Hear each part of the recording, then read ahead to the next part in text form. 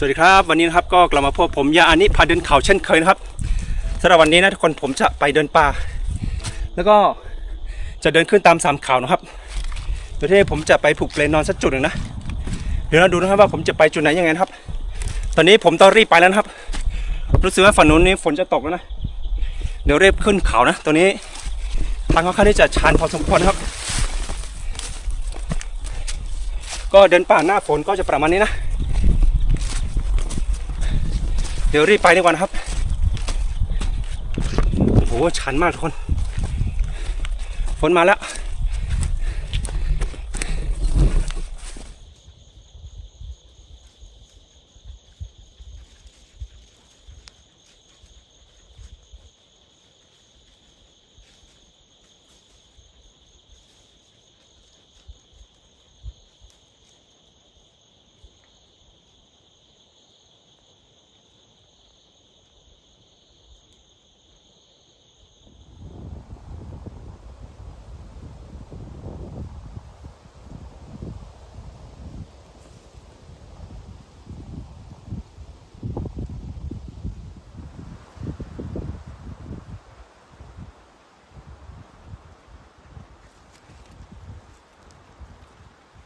ตรงนี้มันจะมีต้นครับนี่จะมีดอกไม้ให้สวยนะครับ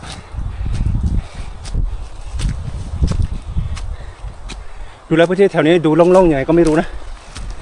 แปลกหูแปลกตานะครับแล้วรู้สึกว่าตัวนี้มันจะมีลมด้วยนะนี่ยังไงผมจะไปหา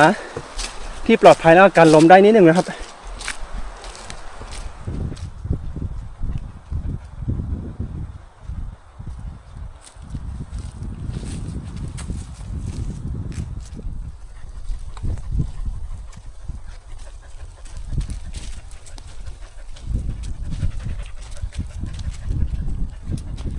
ตอนนี้ผมก็ขึ้นมาจะถึงสันเขาอีกจุดหนึ่งนะครับดังนั้นเดี๋ยวลองขึ้นไปดูนะว่าสามารถที่จะพักได้หรือเปล่านะครับหรือว่าจะมีลมแรงเกินไปนะขึ้นไปดูนะครับค่อนข้างที่จะเหนื่อยเลยนะทุกคนวันนี้เดินขึ้นเขาค่อนข้างที่จะไกลนะครับแต่รู้สึกว่าจะมีลมแรงนะที่จริงถ้าเป็นไปได้ก็หลีกเลี่ยงจุดที่มีลมแรงนะครับ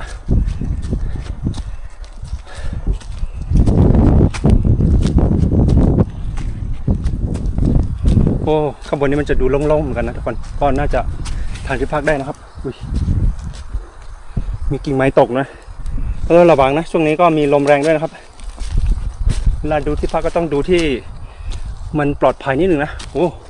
ถ้าทำจุดนี้น่าจะโอเคนะครับนี่นะผมเล่นนอนตรงนี้น่าจะได้นะครับเดี๋ยวผมจะลองทำตรงนี้นะไม่ว่ามันจะมีลมแรงครับแต่ว่าลองทำตรงนี้ดูนะครับบนสันเขาอย่างนี้เลยนะ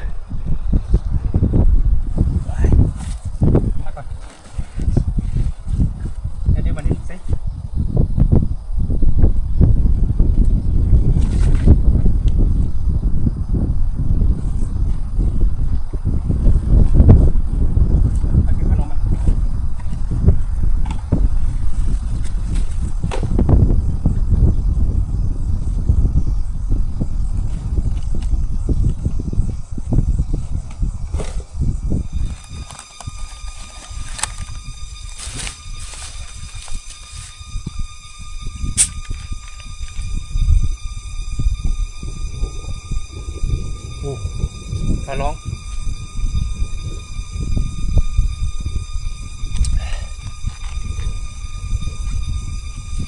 คนตอนนี้ฟ้าร้องนะครับอันตรายมากฝนน่าจะตกนะวันนี้เดี๋ยวผมจะรีบทำที่พักนะครับ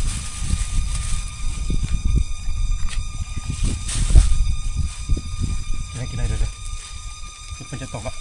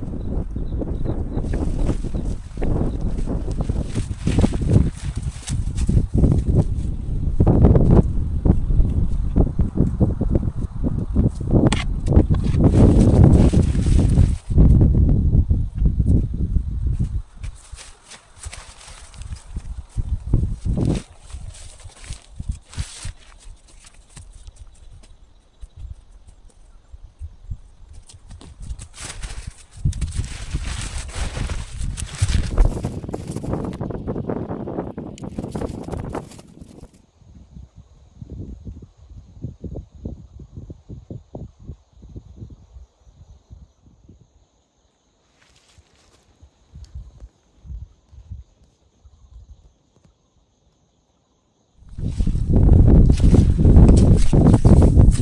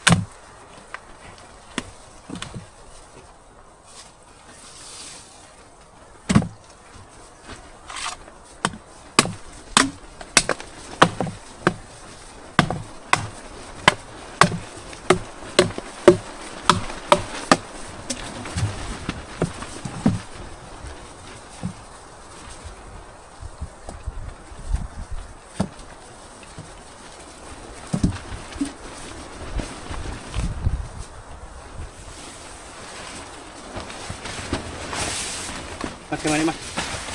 มาขึ้นมาเฮ้ยเราขึ้นมาสิมาขึ้นเลย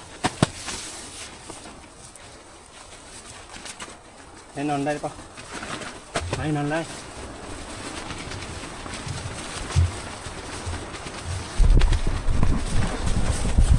แล้วทุกคนตอนนี้ก็เสร็จเรียบร้อยนะจะเป็นที่นอนให้เจ้าเคนนะตอนนี้ลมค่อนข้างที่จะแรงเลยนะดูนะครับ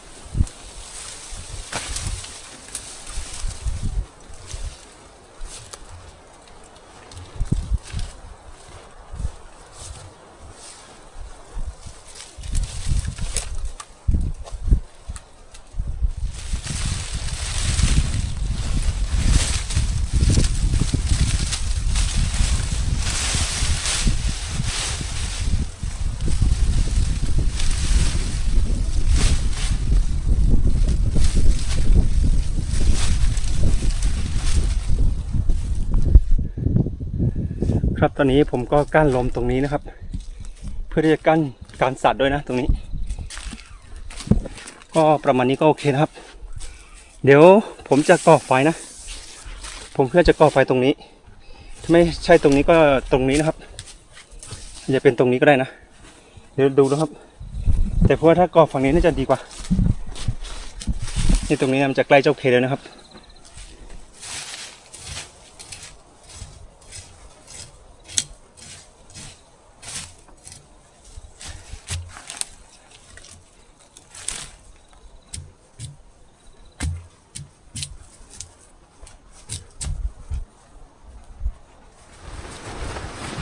ลมแรงมากเนี่ยทุกคนตอนนี้ลมแรงมากครับถ้าผมไม่กั้นตรงนี้นะผมคิดว่านอนไม่ได้แน่นอนนะครับลมแรงข้างนอกแต่ว่าตรงนี้เนี่ยลมไม่ค่อยโดนเท่าไหร่นะครับ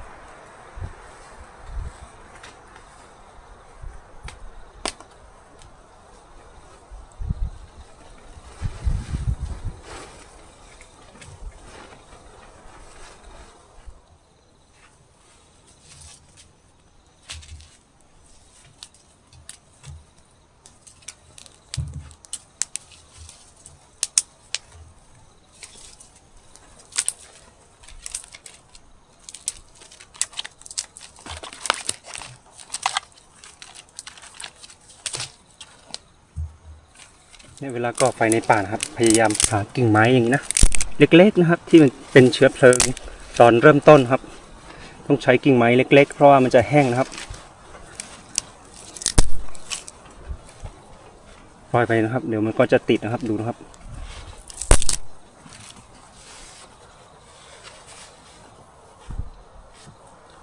แล้วค่อยตามด้วยท่อนใหญ่ๆนะ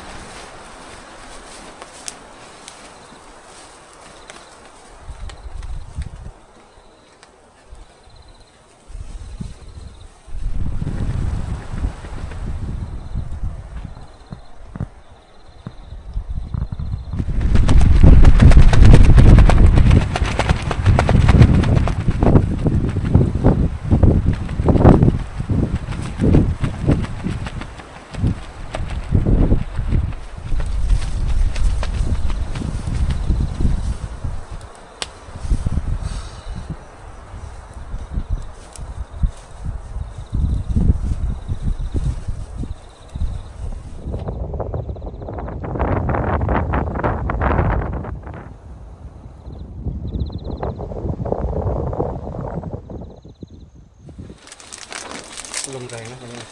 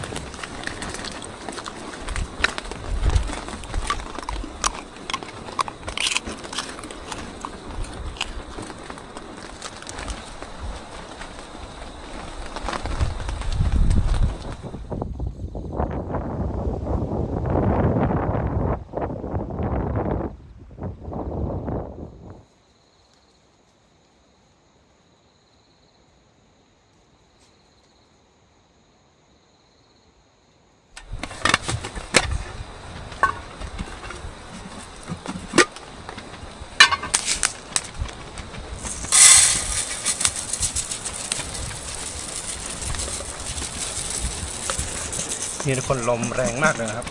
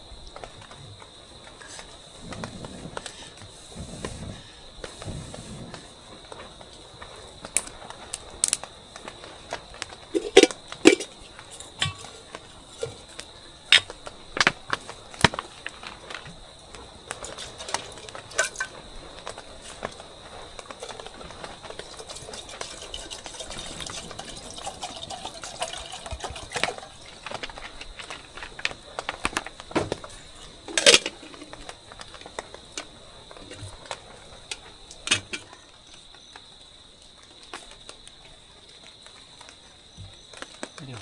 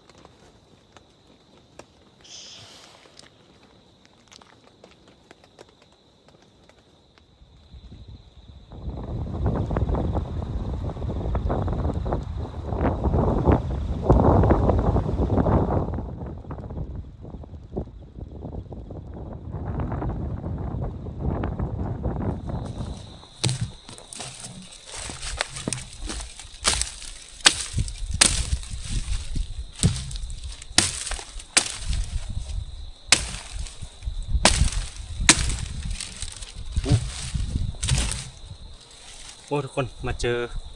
ดอกกล้วยไม้หายากนะครับเนี่ยนี่ครับดอกสวยนะก็จะหายากพอสมควรเลยนะครับดูนะฮะแล้วก็เวลามันออกดอกนะมันจะช่อเล็กๆนะไม่สมบูรณ์แล้วนะครับถ้าสมบูรณ์น่าจะสวยกว่านี้นะครับนี่เกือบจะสมบูรณ์แต่ว่าไม่สมบูรณ์แล้วนะครับนี่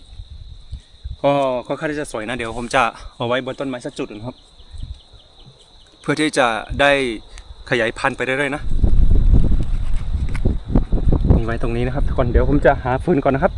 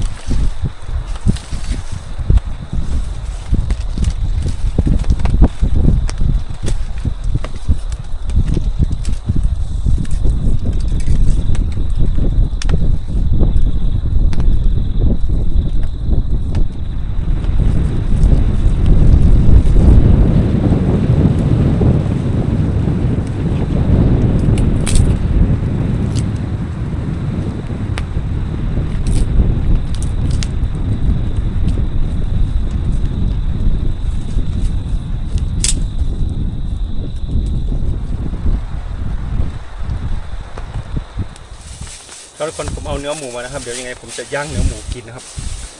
ย่างก็น่าจะอิ่มนะเนื้อค่อนข้างที่จะเยอะนะครับแบ่งกับเจ้าเคนะครับ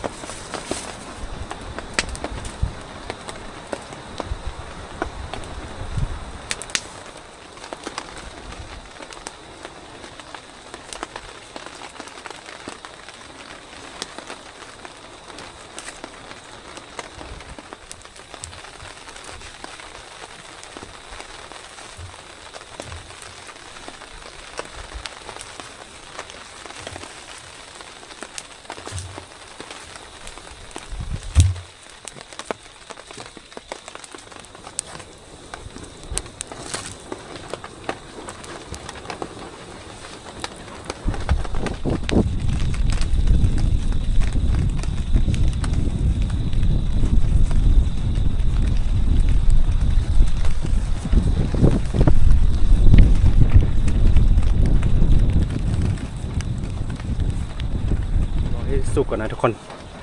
แล้วอีกอย่างหนึ่งตอนนี้ถ่านมันไม่ค่อยมีนะครับเดี๋ยวรอให้ถ่านมันมีก่อนนะมันจะได้สุกเร็วกว่านี้นะครับ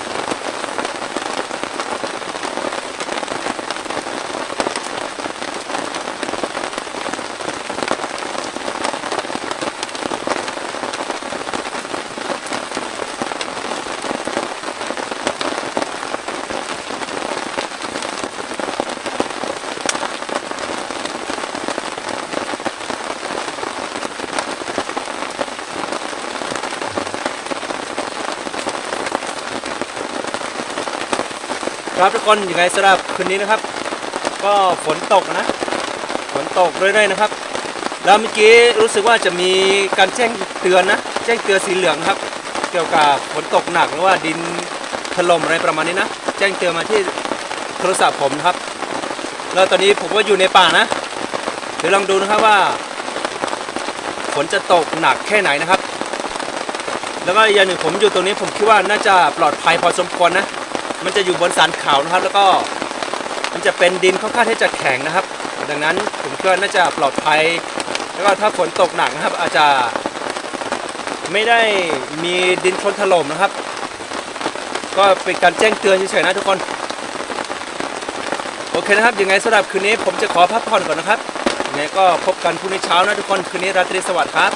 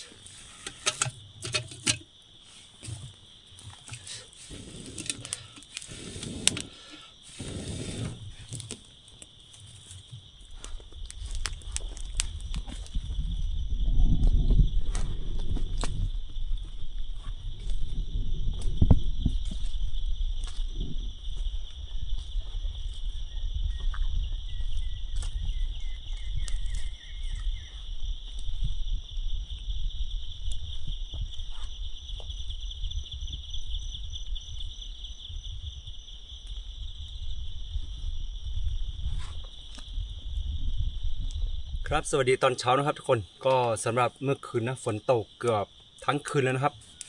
แล้วก็รู้สึกว่าที่ตัวอำเภอที่ผมอยู่นี่นะมันจะมีน้ำป่าน้ำท่วมด้วยนะไปไหนเจ๊อะไรมันจะมีน้ำป่านะทุกคนแล้วก็รู้สึกว่าสะพานที่ตัวอำเภอนี่มันอันนี้นะครับมัน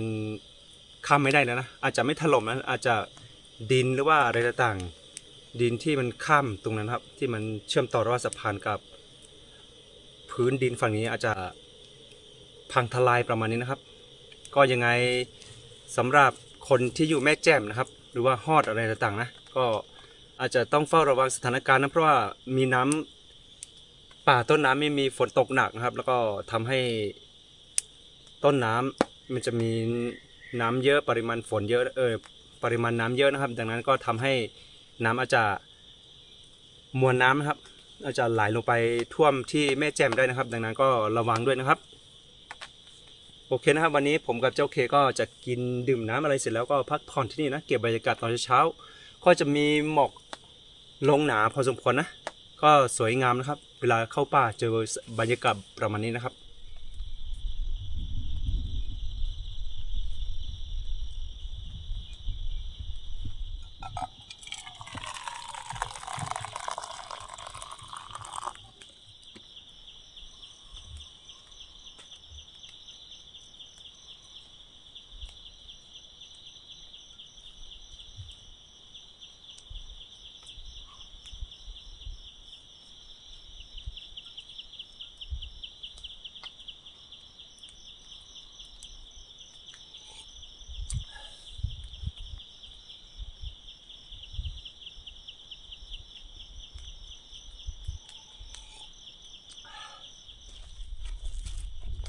รู้สึกว่าฝั่งนี้มันจะมีหมอกนะ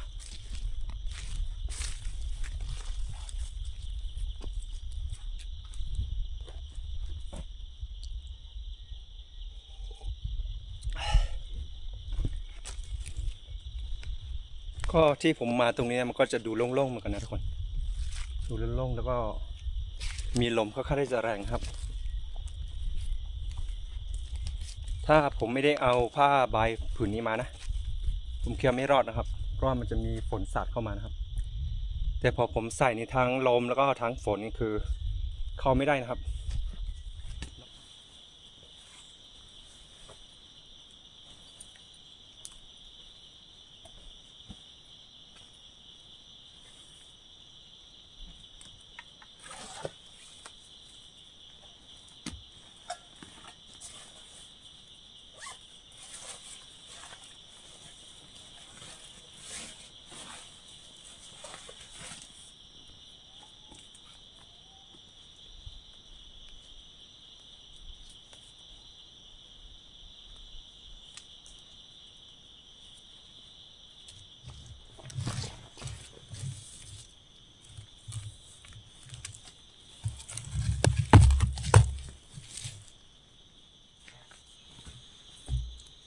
ครับทุกคนยังไงสำหรับวันนี้นะครับผมกับเจ้าเคนะครับก็จะขอออกจากป่าก่อนนะครับเดี๋ยวกลับไปที่บ้านกลับไปพักผ่อนนั้นแล้วก็กลับไปดูสถานการณ์ที่ใกล้ๆหมู่บ้านนะครับผมไม่แน่ใจว่าระหว่างทางนี้ผมกลับ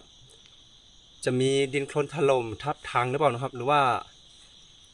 น้ำป่าแถวที่ตัวอำเภอจะเป็นยังไงผมก็ไม่แน่ใจเหมือนกันนะแต่ว่ารู้สึกว่าเมื่อคืนนี้ประมาณ20 ทุ่มนะครับที่ผมดูในอินเทอร์เน็ตนะครับเขาว่ามีสะพานที่ข้ามไม่ได้นะครับแล้วก็เฝ้าระวังน้ำป่าที่มันจะไปคนที่มีบ้านอยู่ใกล้กับลำธารหรือว่าแม่น้ำแจ่มนะครับก็ต้องอพยพขึ้นที่ปลอดภัยนะทุกคนก็ยังไงก็เป็นกำลังใจให้กับทุกคนนะครับโอเคนะครับยังไงสำหรับวันนี้นะครับผมกับเจ้าเคนะครับก็จะขอจบคลิปเพียงเท่านี้นะครับพบกันใหม่ EP หน้านะครับสำหรับวันนี้สวัสดีครับ